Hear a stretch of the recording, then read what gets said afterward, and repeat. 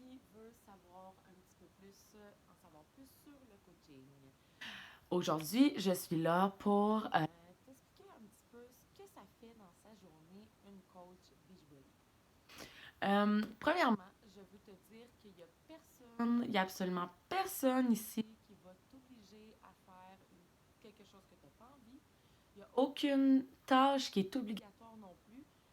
Tu es le maître de ton propre entreprise. C'est ton entreprise et c'est toi qui la gères, c'est toi qui gères ton temps.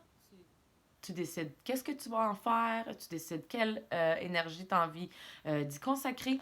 Donc, c'est vraiment à toi de voir qu'est-ce que tu veux faire avec cette entreprise-là, cette opportunité-là. Donc, c'est pour ça, dans le fond, que je veux en venir au fait que être coach, c'est merveilleux parce que justement, tu crées ton horaire. Par contre, c'est très important de t'organiser parce que si tu n'es pas organisé, le temps que tu vas y mettre va te paraître comme éternel et tu n'avanceras pas.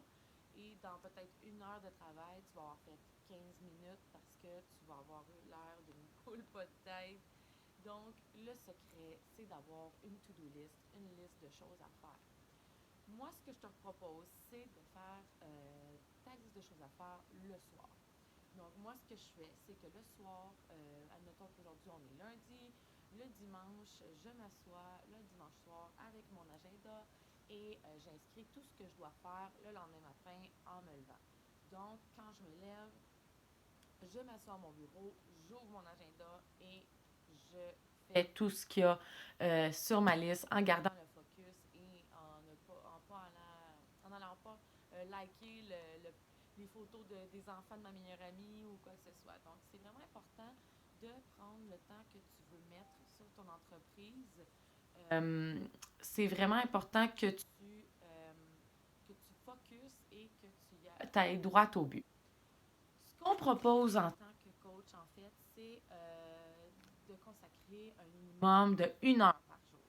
Donc, dans le 1 heure, tu vas avoir le temps de faire tout ce qu'une coach doit faire. C'est essentiel, c'est basic, ce qu'on dit, et pour avancer dans ta business. C'est sûr que si tu vois grand, si tu as envie de faire cette entreprise-là, pas un travail à temps partiel, mais bien à long terme, un travail à temps plein, c'est sûr que tu peux doubler, tripler, quadrupler ce temps-là, donc faire 2, 3, 4, 5 heures par jour. C'est à toi de voir, mais il n'y a personne qui t'oblige à investir un nombre X de temps dans ta journée, donc c'est vraiment génial. En fait, qu'est-ce qu'on fait en tant que coach? Dans le fond, quand on se lève le matin, je vais te donner un exemple de ma journée typique, donc ça va être plus concret pour toi. Donc, moi, mon cadran sonne à 5 heures du matin. Là, tu vas dire, oui, mais c'est tôt. Oui, mais je vois grand. J'ai des rêves et si je veux les atteindre, il n'y a pas personne qui va le faire à ma place. Donc, mes enfants se lèvent à 7 heures. Donc, si je me lève à 7 heures, je n'aurai pas le temps de travailler avant le soir. Donc, je me lève à 5 heures. Je vais prendre un 15 minutes pour lire un livre de développement personnel. Le développement personnel, ça fait partie de tes tâches. C'est vraiment important. Donc, c'est ce qui va t'aider à inspirer les gens en devenant une meilleure personne de jour en jour. Et si tu t'instruis pas, si tu vas pas lire plus sur les choses que tu as à travailler, tu vas pas te développer et tu ne deviendras pas une meilleure personne. Donc, ça va être difficile d'aider les autres. Donc, moi, ce que je fais, c'est que je lis un 15 minutes minimum par jour, un livre de développement personnel. Ensuite, je m'assois à mon bureau, je sors mon fameux agenda et je vais faire ma to-do list. Qu'est-ce que ça comprend, ça? Dans le fond, le but d'être coach Beachbody, c'est quoi? C'est d'aider les personnes à se remettre en forme. C'est d'aider les personnes à reprendre confiance en elles. C'est d'aider les personnes à se sentir bien avec leur nouveau mode de vie. Et donc, on est là comme coach pour les motiver et les soutenir. Comment on procède pour ça? Dans le fond, vous avez une page Facebook professionnelle ou bien vous pouvez utiliser différentes plateformes, que ce soit Snapchat ou Instagram, selon celui que vous êtes le plus à l'aise avec. Vous allez partager votre votre journey. Vous allez partager votre processus à vous. Vous allez faire connaître la belle personne que vous êtes parce que je sais que vous avez beaucoup de qualités. Si vous êtes ici, c'est parce que vous avez beaucoup à offrir et que vous aimez aider les gens. Donc, à travers votre process, votre cheminement sur votre page, les gens vont apprendre à vous connaître, vont apprendre à vous faire confiance et vont venir commenter sur vos photos, vont venir liker vos publicités, vont venir juste simplement vous écrire un message en privé pour vous demander qu'est-ce que vous faites ou des informations sur votre défi de groupe et ainsi de suite. La conversation se déroule comme ça et vous allez avoir des futures participantes à votre défi de groupe. Pour ce faire, dans le fond, c'est ça. Il faut élargir son réseau, il faut être sociable, il ne faut pas avoir peur de sortir de sa zone de confort. Il faut se faire des nouvelles amies et surtout être à l'écoute et empathique.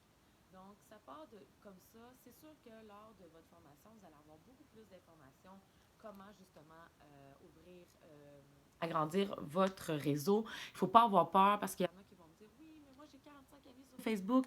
Stop, il n'y a pas de problème avec ça. J'en avais pas beaucoup moi non plus. Et ça se forme au fur et à mesure que vous êtes constante sur votre groupe, vos pages Instagram et tout ça. Donc, c'est le premier objectif, dans le fond, c'est de faire, de montrer qui vous êtes sur votre page. Ensuite, après avoir connecté avec des personnes, juste discuter avec elles, avoir souhaité bonne fête, avoir fait des demandes d'amitié et tout ça, je vais faire aussi mon programme à moi. Donc, c'est important d'être le produit du produit. Vous devez démontrer que vous êtes follement amoureuse des produits, mais ça, c'est pas être faux. Vous allez voir au fur et à mesure que le temps va passer, vous allez tellement tomber en amour avec les produits. Donc, s'entraîner, ça fait partie de vos tâches. Ensuite, boire votre Shakeology, ça fait partie de vos tâches aussi. Pas non plus par obligation. Vous allez voir, il y a tellement de bienfaits sur le corps que ça ne va pas être quelque chose de très, très sorcier à faire. Au contraire. Et vous devez faire de la reconnaissance. La reconnaissance, c'est, comment je pourrais bien dire, la compagnie est vraiment axée sur la reconnaissance, la valorisation. Je trouve que c'est vraiment une compagnie qui est très humaine. Donc, ils demandent de faire ça aussi en retour. Je vais donner un exemple, dans le fond, c'est que dans mon groupe de défi, c'est la fête d'une participante. Je lui souhaite bonne fête devant tout le monde. Ça me fait plaisir. Ça lui fait plaisir. Ou sinon, ça peut être justement, elle a des beaux résultats ou juste simplement qu'elle est active sur mon groupe et je la félicite d'être aussi active et constante dans sa démarche. Donc, ça peut être comme ça aussi. Mais la reconnaissance, ça se fait sur plusieurs points. Donc, je vous ai parlé pas mal des basics d'une coach. C'est ce que ça fait une coach. Ça parle de son histoire. C'est le plus vrai possible. Ça reste authentique. Ça partage ses transformations sur sa page. C'est vraiment être soi-même sur sa page. Et ensuite, ben, tu fais juste discuter avec des personnes, tu finis par les inviter. C'est, dans le fond, on leur offre une solution. On leur offre un package deal et en plus, on est là pour les soutenir là-dedans. Puis ça c'est vraiment super le feeling que ça donne de pouvoir se dire qu'on aide vraiment des personnes à se reprendre en main. C'est juste fabuleux. Donc, je peux pas vous dire, j'aimerais tellement ça vous transmettre encore plus toute la passion que j'ai en dedans de moi. Mais la seule chose à faire, c'est de se lancer, de se faire confiance et de mettre du pain sur la planche, de se donner à 100% là-dedans et de le faire avec passion.